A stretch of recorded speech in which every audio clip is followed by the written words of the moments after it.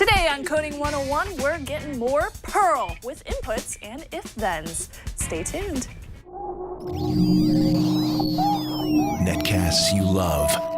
From people you trust. This is Twit. Bandwidth for Coding 101 is provided by CacheFly at CacheFly.com. This episode of Coding 101 is brought to you by Shutterstock.com. With over 35 million high-quality stock photos, illustrations, vectors, and video clips, Shutterstock helps you to take your creative projects to the next level. For 20% off any image file on your new account, go to Shutterstock.com and use the offer code CODING614. And by Lynda.com. Learn what you want when you want with access to over 2,400 high-quality online courses, all for one low monthly price. To try it free for 7 days, visit lynda.com/C101. That's LYNDA.com/C101.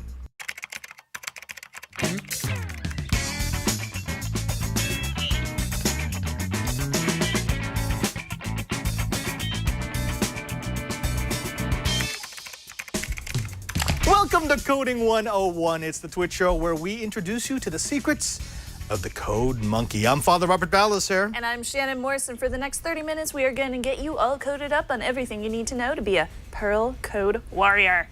Now, Shannon, last week we introduced people to Perl, and it was a more or less easy language, but some people kind of freaked out. It was pretty easy. There was a little bit of confusion at the end with the arrays. Yeah. So today, starting off, since we are recording this right after the last episode, we didn't have any user feedback yet, so we don't have any codes from you guys from our Google Plus community. So I am going to show you 3 of my own codes so, to get you involved with variables, scalar variables, and arrays. So let's go ahead and take a look at my computer. I have 3 different codes that I have created. Number 1, number 2, and number 3. These are called printing, scalars, and arrays. So if I click on printing, it just prints a couple of strings. So it says, this is Snubby's first string. Everyone rejoice! And then it has a whole bunch of numbers. So if I go into the actual code, and I'm just editing this in Notepad, it basically just says, this is the first variable. It's called numbers are cool. And it obviously knows it's a number. The second one is a string called string thing. There we go, all right. I put it in quotes and it just says my string. Next, I printed the string example first, and then I printed the number example second. And now, there are a few things, thank you for doing this, because there are a few things that are very important. The first thing is, you'll notice that the capitalization is important. Yes. Okay, so you have to match capitalization. If you put capital numbers are cool, that's different than the variable numbers are cool. So if I capitalize that C right there, that's I not would going to also work. have to capitalize exactly, the C unless right you there. do that. So just be aware of that. Make sure that you match your capitalization. The other thing, and people had an issue with this, especially if you're using Windows. I know, okay, all the jokes have been done. Hey man, I use Windows and Linux. People were complaining that it scrolls too fast. Like they don't see the program. That's why we put the SDIN, that's standard input at the bottom. We used to do that in Python, right? Because what it does is it waits for the user to hit enter. So if you want, just get used to putting STDIN in the carets at the bottom, and it won't close the window until you hit enter. Yeah, I just copied that to every single one of my programming codes for Perl. That made it easy. So moving on, I'll go ahead and go to my second one. So this one is scalars. So if I click on that, we have 3 different variables that show up. 16, Coding 101 is made of when, and 16.5. So we have a float, we have a regular integer in there, and we have a string. Okay, and what you're doing is you're illuminating the fact that, and we love this about Perl, and we actually like this about Python too, we don't have to care about what's going to go in there. Yeah, Perl's going to figure it out, right? So let's see, for this first one, the $, I could just call this number. And I'll need to change this to number as well to make that run. And then the second one is Coding 101, that's my string. And then 16.5, you'll notice that's not in quotes, that float number, and that one is my 3rd variable. And then I just print them. I put the /n at the end so that each one enters out to a new line, and then standard input at the bottom so that it enters out. That's it, easy. Nice and easy. And my third one is the array. So this is built right on top of your code, Padre, that you This said last is the week. one that I think some people started to lose it on. Yeah, Because it's yeah. easy to understand printing, it's easy to understand simple variables. This is a little different. So I'll show you what my program looks like first, and then I'll show you the code. Of course, so it's it Sailor just Moon. says, here are the values of the array Sailor Moon. So I built an array called Sailor Moon, and I have 3 different variables in it called Usagi, Hotaru, and Setsuna. 3 names of Sailor Scouts, because The fact that you that's know that awesome. off the top of your head is awesome. Shut up. Okay. So the values of Sailor Moon have also been copied into a new array called Anime. So here are the values of the array Anime, and since it's just copied straight over, you get the same thing, Usagi, Hotaru, Setsuna. And then hit enter again for the standard input that I put at the end of each of these different lines of programming. Now I'm changing the value of the third element. So the third one is Setsuna, from in Anime, from Setsuna to Sailor Pluto, because that's the Sailor Scout that Setsuna is. So I changed it to Sailor Pluto at the end. The other 2 have not been changed because I didn't change those in my array. Hit enter.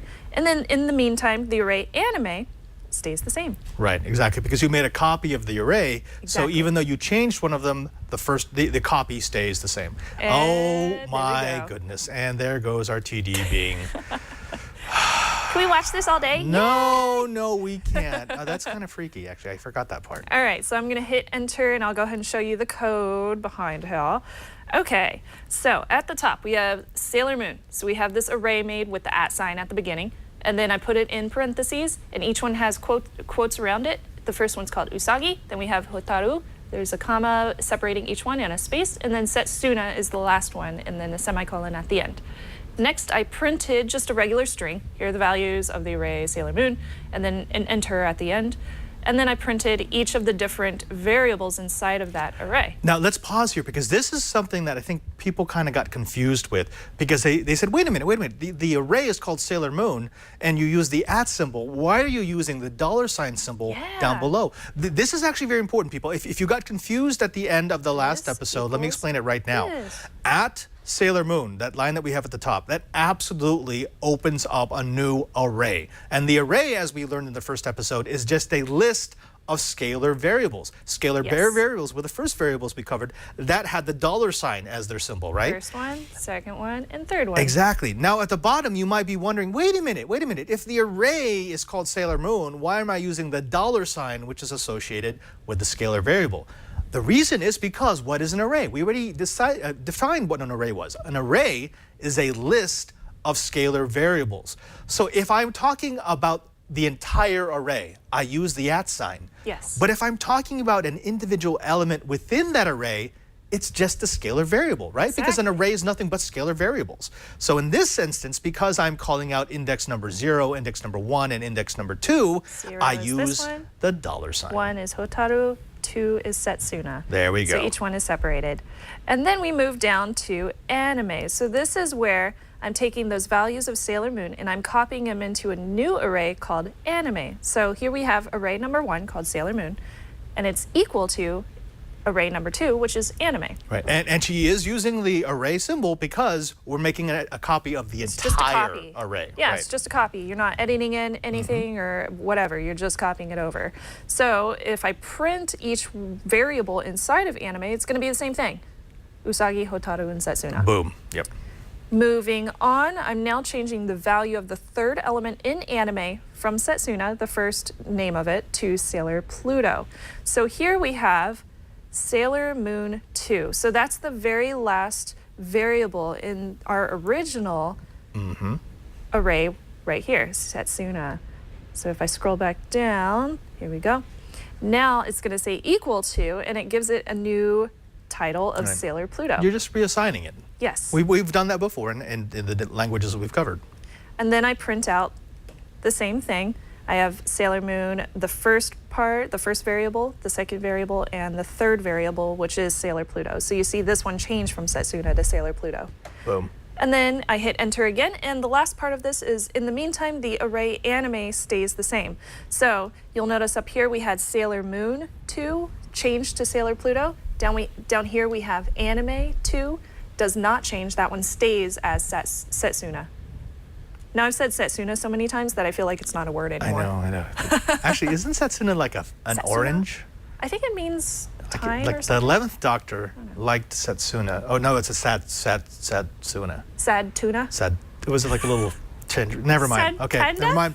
Okay, so that gives us a really good recap of what we Yes. covered in the first episode. And I'll be putting this on GitHub. Haven't gotten around to it yet. Right, it will be. It'll go up right after the recording. Yeah, folks, all the code from all of our episodes is going to end up in the GitHub that's linked inside of the Coding 101 show notes. So make sure to go there, because then you don't have to copy stuff off the screen. You can just download the code, copy and paste it into whatever notepad editor that you're using to create the files. And then break things. And then break things, because we like to break things. Yay! You know what doesn't break? What? Well, I was just thinking about media, because sometimes, Media. sometimes what you want is these durable images, these video clips, these things that make people learn and want stuff. I know of some media that you can get for a really good price. No way. Yeah, way. Way? Okay, Way. hit me. So it's a site called Shutterstock.com. Bam. They have over 35 million high-quality photos and videos for everything that you could ever need. So obviously, this episode of Coding 101 is brought to you by Shutterstock.com. At Shutterstock.com, you'll find perfect images or videos for your next creative project. So whether it's a website, or you need to post some stuff on your blog, a video, or any other type of project that you're working on, you can choose over 35 million high-quality stock photos, illustrations, vectors, and video clips. Shutterstock sources images from around the world, and they put them at your fingertips from tons of contributors who are professional photographers and artists.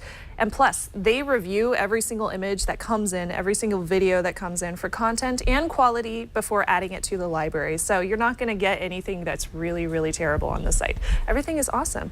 Everything is awesome. So they add 20,000 images every day. So every time you visit, you're going to find something new. Whether you're just searching for flowers every time or code every time, you're going to find something new. And they have flexible pricing. You can choose individual image packs or a monthly subscription for the best deal. You can download 25 images per day with a standard subscription. That's pretty awesome.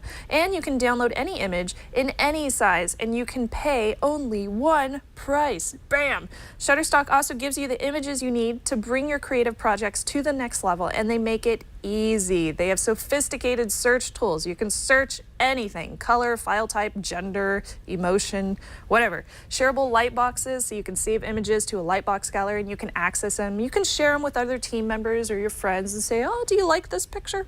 And an amazing award-winning iPad app, so you can search on the go and use it to display images during a presentation. Wonderful. Hey, you just got a raise. And Shutterstock has a global marketplace, multilingual customer support in more than a dozen international countries, and full-time customer support throughout the week. So if you're trying to find something in the middle of the night, don't worry, they got you covered. And today I found a few pretty interesting ones of corgis, of course, because Brian's in charge over there and he loves corgis. Those are crazy cute. But they're so cute. Oh Can we gosh. find happy corgis? I want to They're find all some happy. There's no Of such course thing they're as a happy. sad corgi. sad pandas. Aw. Oh, find a panda. I want a panda picture. Give me a panda. Yes, pandas. No, Aw. even better. Give me a red panda. Now those things are cute. Pandas. Red pandas Yeah, are they're fire foxes. adorable. Oh, Yes! yes. Okay. That just made my day. There's no credit card required, so you can try Shutterstock today by signing up for a free account. No credit card needed. Just start an account, begin using Shutterstock to help imagine what your next project could be like, and save favorite images to a lightbox to review later. And once you decide to purchase, use the offer code CODING614, and new accounts will receive 20% off any image file. Any. Go, choose, find one. You'll spend hours on there. Trust me, there's so many good pictures to look at. That's Shutterstock.com, and for 20% off any image file on new accounts, use the offer code CODING614. And of course, we thank Shutterstock for supporting our show, Coding 101. Thank you, Shutterstock. Thank you, Shutterstock. We like your pictures. We love you, and the red pandas. Thank you for the red pandas and the corgis. Yes. I wish somebody would send us a red panda. They tear things apart. That's okay. Yeah, they're kind of Just leave it in the studio. It'd be fine. Moving on. Okay, moving on. Let's talk a little bit about coding. Now, we of course we're pre-taping this episode because she's got to get married because like evidently that's more important than coding. That's what happens. Whatever, I don't know. I don't old. understand that. But I jumped into the old brain time machine, and I know there's a lot of people screaming at us right now in both email and in the G Plus group saying, Padre, well, how about this? And why didn't you do it this way? And why didn't you use this? Yes. There are so many ways to do everything in Perl. In fact, that's one of the things that our code warrior tried to instill in me when he was running me through some of the code that we would be running.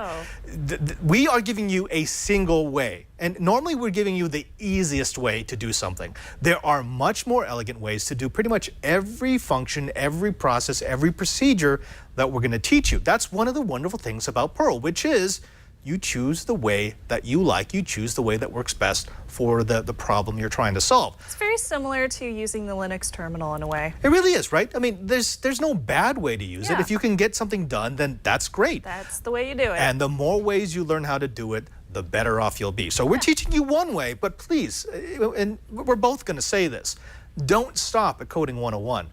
Because we're never going to be able to give you in the 8 weeks of any programming module everything that you need for a language. And of course, if you know an easier way to do something, or if you feel like the way that you have been doing for years is easier, share it with us on our Google Plus community. Yeah, and actually go in there. And the wonderful thing is, guys, when you comment, just remember that everyone is learning. It doesn't matter how advanced you are, you can always be introduced to something new. So be nice, be friendly, and tell someone, hey, I noticed you're doing it this way. Have you considered doing this? It's one of the things that we do to help out our code monkeys. So we reviewed arrays, we reviewed scalars, variables. Well, so okay. What's next? Well, I mean, those variables are great because they allow us to actually, you can't actually do anything in a program without variables. But there's one thing that's really missing, a very basic feature of any programming language. Let me guess. Go. Allowing a user to put in their own input? Yeah, because if the only input we can use is hard-coded into the software, then That's no good. It's not really useful. So we wanted to give you one of the easiest ways, and again, there are many ways to do this, but one of the easiest ways to get input from the user into the program. And you've actually seen it before because I put it at the bottom of my programs in order to keep the window. Are you talking about standard? Standard input, STDIN. This is a function that's built into Perl that allows you to wait for input from the user, and then when they hit enter, it takes that input and it puts it into the variable that you assign. Now, there are several ways to do this, but remember, whenever you use STDIN, it's also going to include the carriage return. So if you're a really, really good coder, I'm not going to cover it here, but if you're a really good coder, go ahead and look up chomp. The chomp function that's built into Perl what it does is it strips off the carriage return. It chomps it. It chomps it. But okay, let's not do that. Awesome. Let's take a look at what some of this code actually looks like. It's really, really simple. This is what a standard input looks like. This particular program is going to print a line saying, please type in your age. We've done this before in C# and in Python.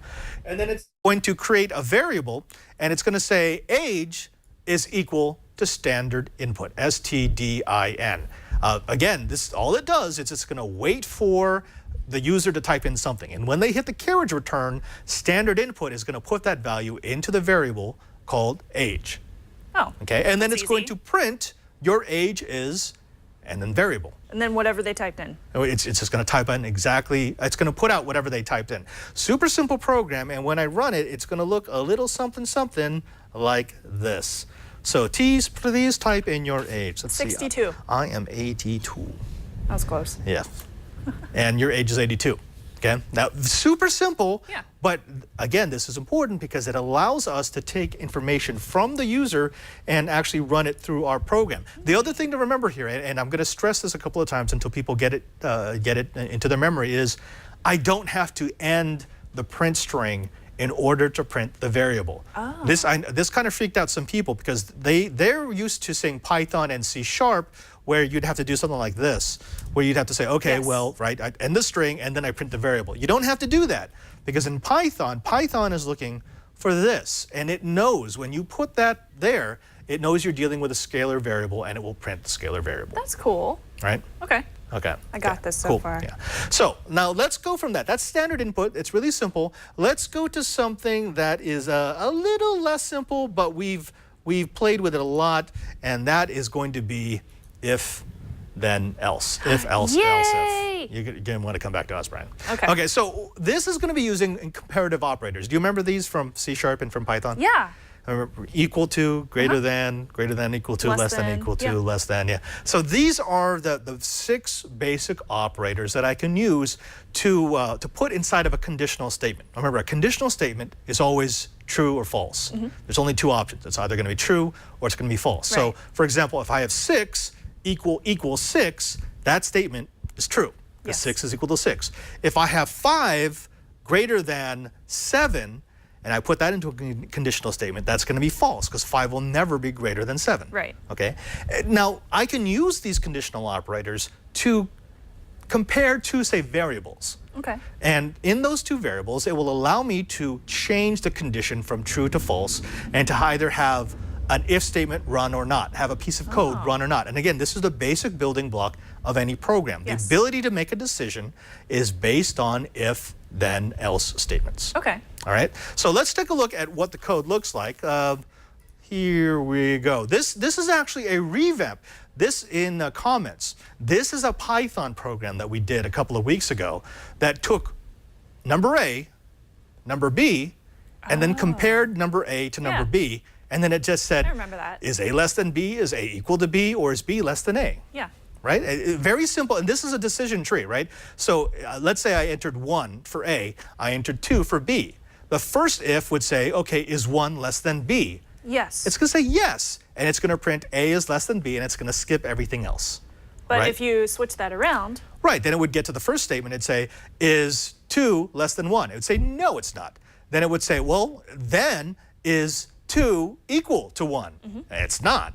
Then it would say, okay, well, if it's not A, if it's not the first statement, it's not the second statement, it has to be the third statement, and It's the therefore else statement. B is less than A. Right. Cool. And the nice thing about Perl is it's exactly the same. Now, the terms are slightly different. In Python, I used if, elif, and else. yeah. In Perl, I'm going to use if, else if, and else. Oh. So I changed one thing. Everything else Else if. looks the same. Now, here's my thing. So I'm going to say, please enter a first number, a whole number. Input is equal to standard input. Please enter a second whole number.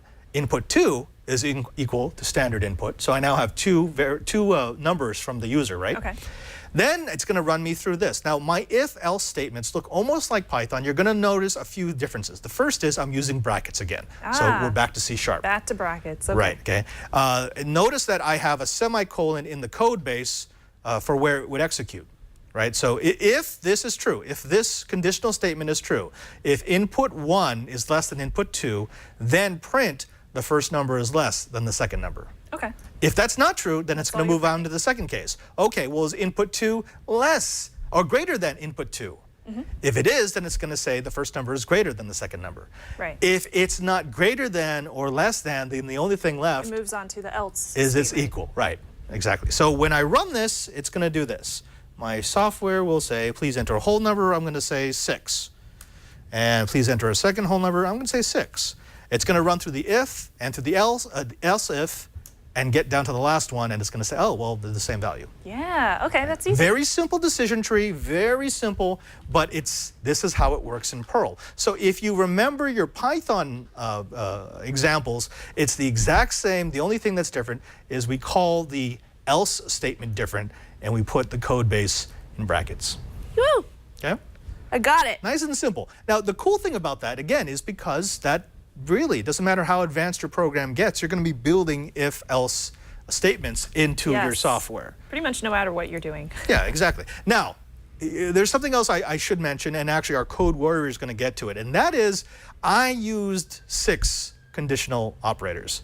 I used equal to, not equal to, greater than, less than, greater than equal to, or less than equal to. Okay. There's actually a whole lot more. Oh, there There's are? Yeah, and actually Perl is pretty Oh, extensive in the number of conditional operators you have, but they all work the same way. All conditional operators are there to give you either a true or a false, to either allow a tree to run or not to run.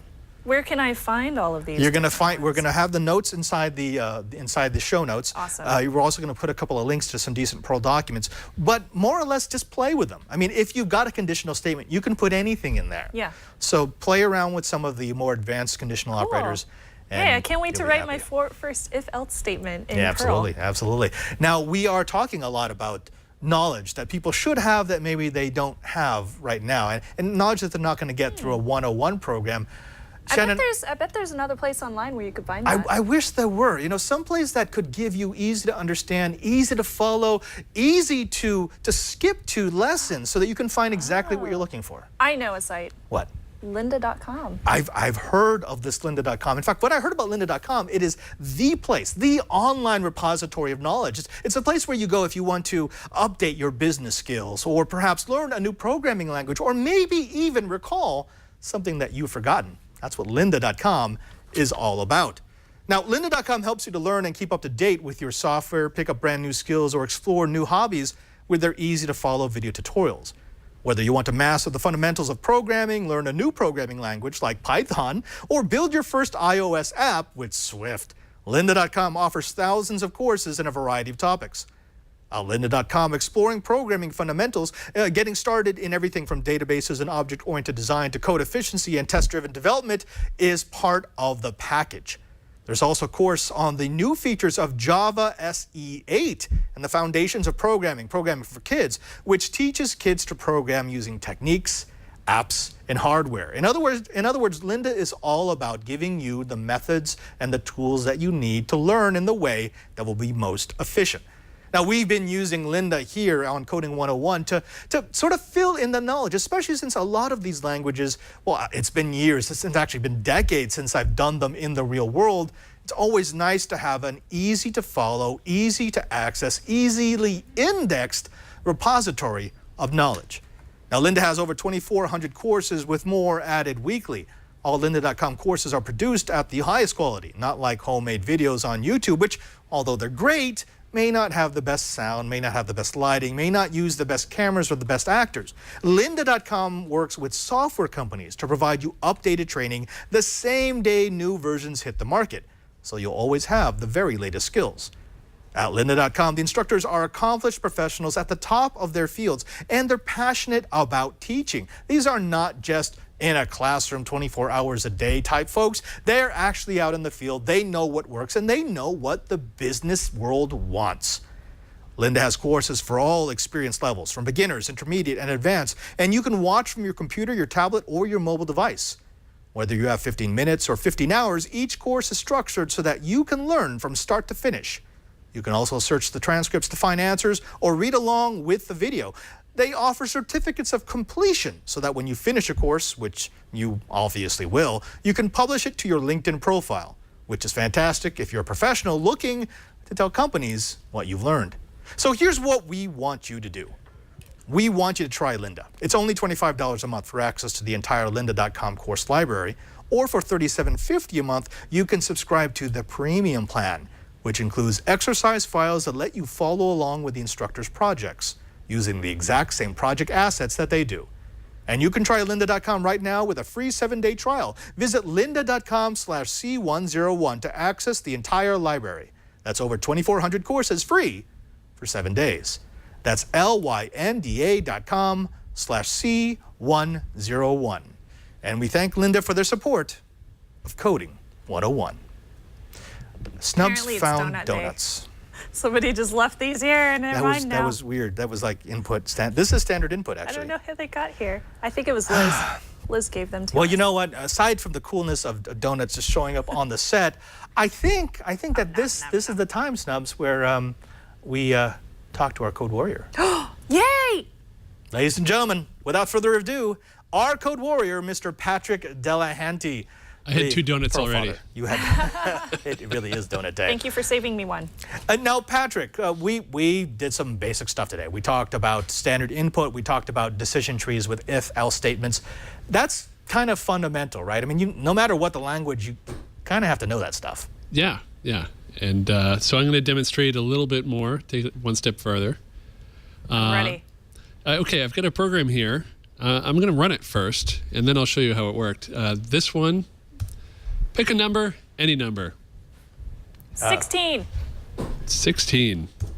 You entered an even number. Oh, okay. We Let's said try this that before. again. This is good. Pick a number, any number. 4,001. 4,001. You entered an odd number.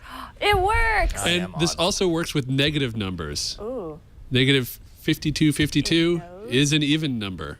It also works with floating points. Actually, I haven't tried that. I should. Let's try it. 3.14. 3.14. Odd number. Odd yeah, number. it did Actually, work. yeah, it did. How about All right. that? So now let's look at the code behind this. So here we see I've got the print statement, and then I'm accepting standard input. That's similar to what you had in your programs.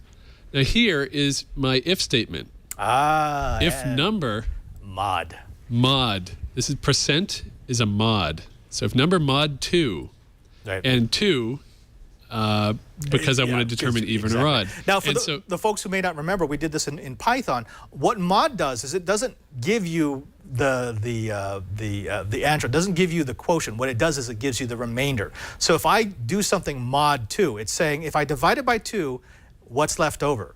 Well, if it's an even number, there should be 0 left over. If it's an even number, you'll get nothing. But if you mod to a odd number, obviously you're going to get at least 1.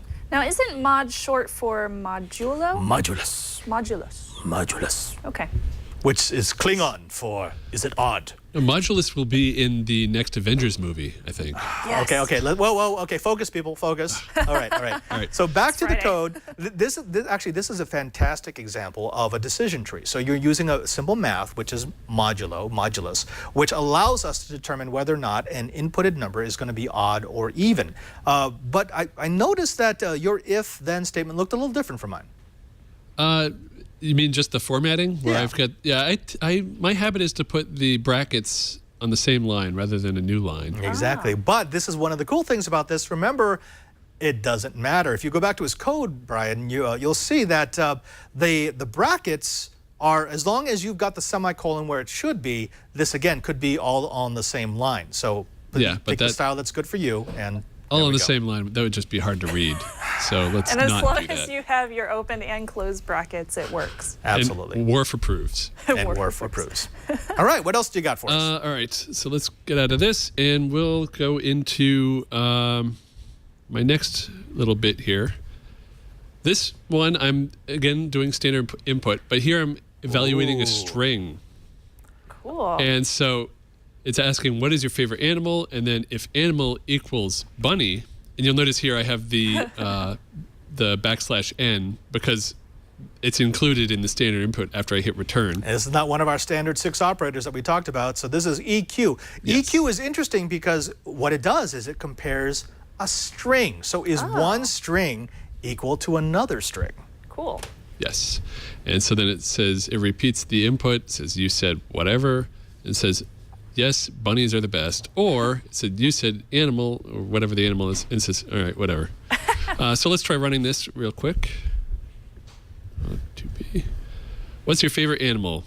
Let's put in Doge. cat. Doge. Oh, Doge. Okay. Thank you. Okay, whatever. And let's try it again with the best animal. Bunny. You said bunny. Yes, bunnies are the best. Yay! Now, Sometimes I feel like this game is fixed. if I entered like rabbit, you said rabbit. Okay, whatever. But it's like the same thing. So I've got another example here. We'll look at, and this one, I'm accepting 2 values. So if animal equals bunny, and then these two, Tell them the pipes. So what do the pipes mean? the 2 pipes mean or. Aha. Ah, cool. And there's also, I could, if the code needed, I could put ands. Right, This which would say means it would if have to be both. Yes. Somehow if they entered bunny and rabbit, which they can't really do in this case. Right. Now, one of the things that people should realize is that when we start doing this, especially the pipes and the ampersands, you can do multiples. So you could say if this or this or this or this or and just keep going. Oh yeah, you can keep going. You could. It gets really messy really fast. Or you could do things like say if this or this and that or that, and this and you. So these are just logical operators. But folks, be very careful when you start doing that. It's incredibly easy to trip yourself up. Yeah, and you'll see I use parentheses to try to keep track here. I've got the bunny one in one set of parentheses and the rabbit one in the other with another set of parentheses around the whole thing. Okay. Right. So we'll run this real quick. Through C. So bunny, yes, bunnies are the best. rabbit. Right. Yes, bunnies are the best. But if I put in bunny rabbit or whatever. There you go. So am I going to have to? Oh, he fell over. So, I mean, one option to get around this, I could keep entering more ors and say, okay, if it's bunny rabbit bunnies or bunny rabbit or so, but there's other ways to do this. So what I'm going to introduce here is a regular expression. And this is what Perl, I think, is best at. It's very good at it. Amazing. Yeah. I've not found another language that does regular expressions better than Perl. So we're going to use a lot of this going forward. What I've done here, it's all the same script, except I've changed this. What? Yeah. What is that? Okay, so what this is, the equals tilde, it's looking for, and then I have the slash bunny. What in the slash. world? So what this is doing, it's actually looking inside the string for bunny. So they could have typed in a whole bunch of garbledy-gook. Yeah, with they bunny could inside type of in, I really hate that bunny. And it would say, oh, you type bunny. Right. So yeah, what you're saying is, if anything, if in the entire string it finds bunny, it finds that collection of characters, doesn't matter if it's surrounded by a lot of other characters, it will take it as a valid response. Yes, and the G here means global, so it looks in the entire string. The I is case insensitive. So if I type it in all caps, it's going to match. Cool. And I did the same thing over here for rabbit. And so we'll exit out and run this. Favorite animal? Let's just do the standard bunny. Yes, that works. We'll do bunny rabbit. Yes, bunny rabbit. There you go. And then let's do, I really think that rabbits are awesome. There you go. Yeah, it finds it in there. That's awesome. And so it knows that, oh, poor bunny. Oh my gosh, Brian. I am bunny overloaded right now, Brian. Yeah. Is that the bunny's noise when the bunny types? Bunny programming? Bunnies don't type very well. Now, what I like about this, if you could go back to your code, what I love about this is if we had done this the old way in Python, we would be doing every possible combination in order to make sure that we get a valid response, right? Yeah. Well, this is what makes regular expressions in Perl so powerful, which is, if I'm just looking for a string, I can tell Perl, as long as this string of characters comes up, I can consider this a valid response. That's incredibly powerful. Yeah, and this comes in handy when somebody has to enter an email address and you want to verify it's valid. Oh, does it contain an at and at least one period and a comma? That's cool. Yeah, and exactly. Or like a certain number of letters in there, and so this is I love Perl for this. Fantastic. Well, hey, do we have time for the last code? I think so. I think All right. Let's just do that. So I get a little crazy here, and in this one, enter your favorite number, and then you see number. What in the world is going on? What I'm doing. I give up. I quit. No, just kidding. There's a whole list of different attributes. I don't know if you call them attributes, but different things you can put in here to determine if it's in the string. So what I'm doing here is I'm saying if number contains, and then this \d, that means not a digit. Oh. Okay. So \d, that tells me, okay, that's not a number. The plus here means there's at least one of them. And then because the standard input has the /n, I work around that by doing, okay, it contains any number of other things, maybe none, and then the \n.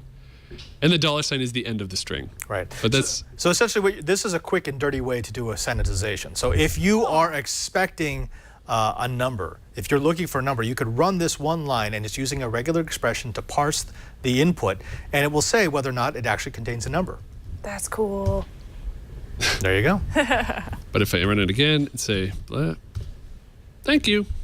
That's cool. So again, this is stuff that we've done in Python. It looks crazy confusing, but what we're going to have in the show notes. I'm going to have a hard time memorizing that. Don't memorize it. It will eventually come. We're going to put all of those expressions, all those regular expressions, in the show notes. Okay. Now, what we don't have examples for them all because there are a lot of them. But what you can do is take the code that we give you, just the expressions, the if-then statements, and start substituting them for those regular expressions, and get in there and actually see what each and every single one of them does. Folks, that's really the best way to learn the code. Patrick, thank you so very much for sharing that with us. It's my pleasure. Now, can you give us a hint, maybe what the Coding 101 monkeys are going to get for next week?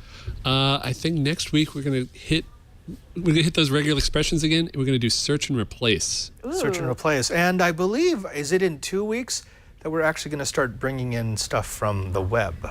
We might. That's going to be fun. It's going to scare people. Oh, it's so fun. It'll be fun. great. Now, Patrick, if you could, thank you again for being our code warrior. If you could tell the folks at home where they can find you, where they can find your bunnies, and where they can find your work. You can find me on Twitter at @pdelahanty, and my website is you can go to animecons.com or adequate.com. They both point to all my stuff. Awesome. Thank you so much, Patrick. Patrick, thank you for being our code warrior. Shannon, again, that was a lot of stuff. That's the second week in a row. I was busy looking at bunnies. I'm sorry, I know, it's bunnies eating a raspberry. There's really nothing better. But if they wanted to find where we're going to put those expressions, where we're going to be putting our code, where should they go? Go over to twit.tv/code. That's where you'll find all of our show notes for every single episode that we do of all of our modules, as well as interviews. And you can also find our GitHub link in each of the episode show notes. And that'll link you to all of the different programs that we have shown you here, so you can download them yourself and copy and paste. You can break them if you want to, and just play around and get into the habit of using that Perl code. Yes, yes. And don't forget, we also have a YouTube page. I know that not a lot of you watch it. Most of our people get it off of iTunes or download it directly from the RSS feed. That's fine. Please consume it any way you want. But we do have the YouTube channel if that's how you want to look at our episodes. And I've been chatting with some of the people in the G+ community. We are going to have to start doing some regular hangouts because there are people, some experts who want to share their knowledge. We can't have them all on the show, but we can have them in the Hangouts. Yeah, it's absolutely. Part of the reasons why you want to be part of our Now Google we keep on communities. talking about this Google We Plus community. don't do it, but we're gonna. You can find our Google Plus community over at plus.google.com/twitcoding101. Over 1,000 members. Yeah, we have plenty of members over there. There's some experts, there's some beginners, there's some guys that are intermediate. So if you have any kind of questions, or if you just want to share your code with us, and I'll possibly show it in the next episode, then definitely hit up over there and join the community. It's a lot of fun. If you hate Google, if you're allergic to G+, then you can also find us on Twitter. We do, all the different social networks. You can find me at twitter.com/PadreSJ. That's at PadreSJ. And I'm at Snubs. Easy. Yeah. And until next time, I'm Father Robert Ballas here. I'm Shannon Morse. End of line.